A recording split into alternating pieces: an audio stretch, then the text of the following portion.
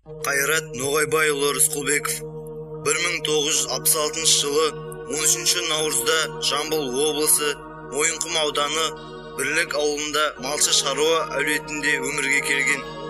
Шу ауданының орталығы Төле би ауылындағы Сәду Шәкіров атындағы мектеп-интернатта, Бірлік ауылындағы орта мектепте білім алған. 1984-1986 жылдары Амур өлкесі Белогор қаласында әскери борышын өтеген. Әскери саяси қызметтің үздігі ретінде бірнеше мақтау қағаздарымен марапатталған. Әскери бөлімнің жолдамасымен 1986 жылы Алматы сәулет құрылыс институтының бірінші курсына қабылданған.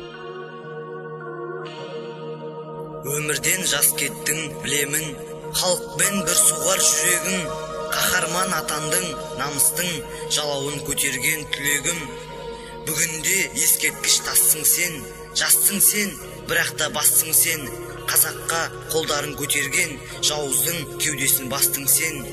Бұл өмір тұрады күрестен, кем қалған жоқсың сен үлестен. Қабіріңде бұл күнде гүлескен, ұрпақ көп артыңа ілескен.